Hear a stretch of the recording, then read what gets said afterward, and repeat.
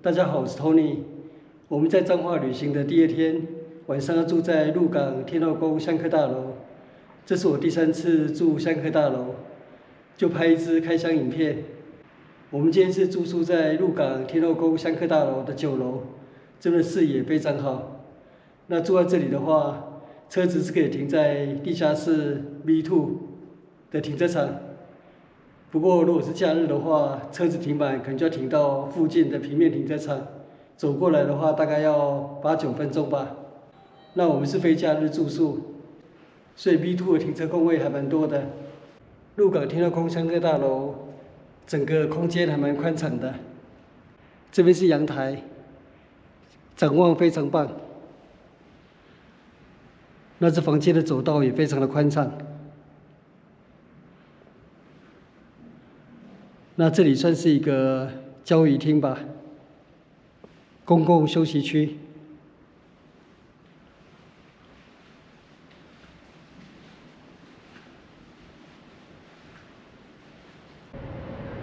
遠處的風車那裡就是鹿港的海岸。這是我們住的房間，有2張單人床。這是衛浴間。熱水壺、冰箱，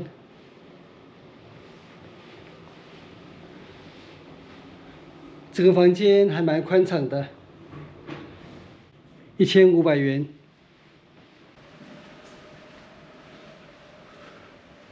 這是電梯間，這電梯設施也非常的完善，有星級飯店的 view。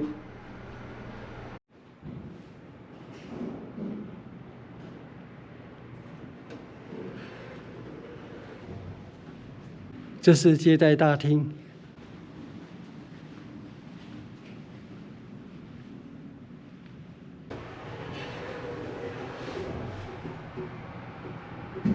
香客大樓總共10樓，我們是住在9樓。現在鹿港天後宮香客大樓是不提供一次性盥洗用品。這一層樓總共有25間房間。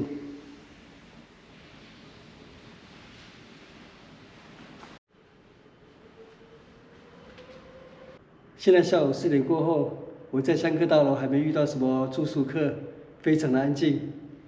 那我們待會休息過後，傍晚的時候再出來散步，就逛逛鹿港天後宮，然後在附近吃晚餐。明天上午再好好的逛鹿港小鎮。這是我第3次造訪鹿港，不過是第1次在鹿港過夜。上一次是2008年跟2012年。我記得2008年在鹿港待了1天，回去寫了5篇旅記，還意猶未盡，所以鹿港的古蹟真的非常多。我要回到我住宿的房間了，為了尊重裡面住宿客的隱私權，所以接下來我就不拍照了。我們現在先前往鹿港天後宮國定古蹟。鹿港有2間寺廟是國定古蹟。鹿港天後宮，還有鹿港龍山寺。國定古蹟，鹿港天後宮。我已經13年沒有造訪鹿港了。鹿港天後宮創建於明末清初，康熙22年，施琅率軍渡海攻台，船艦供奉湄洲開基媽祖神像，以護軍渡海，終於順利攻取台灣。大軍班師回朝時，施琅留媽祖神像於鹿港天後宮侍奉，並獻題“扶我澤後”。這塊古匾至今仍懸掛於鹿港天後宮的正殿內。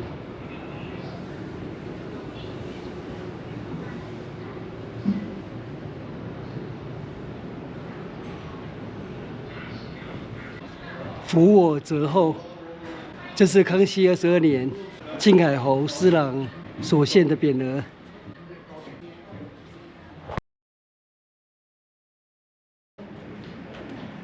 渤海蒙羞匾額為道光10年鹿港理番同志王蘭佩所書。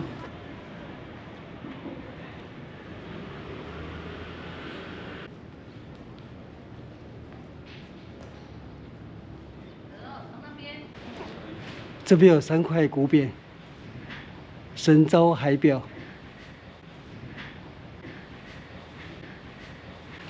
佑濟招靈、與天同工。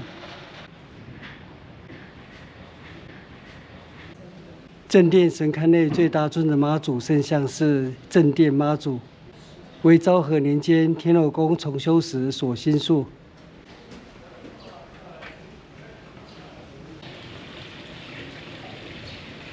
這是後殿，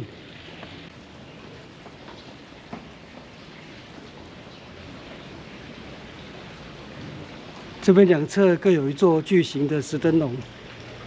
這是被塗掉的昭和壬午年4月，是昭和17年，1942年。2樓是凌霄寶殿，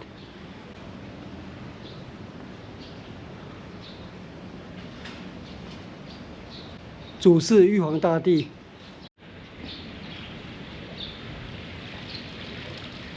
這是黃昏時刻的鹿港天後宮，氛圍非常的迷人。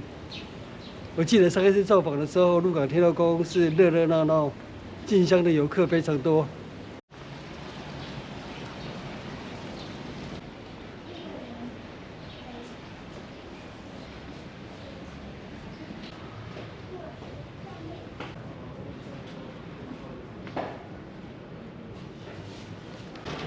正殿的燈點亮了，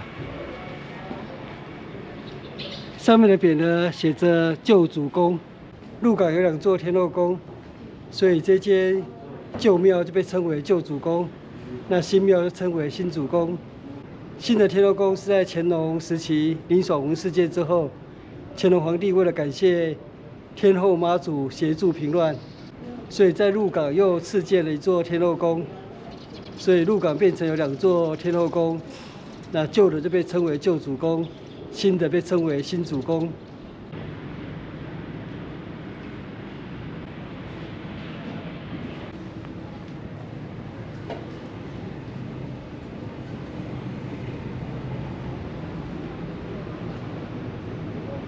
现在天色渐渐暗了，我要離開鹿港天後宮，跟我老婆去吃晚餐了。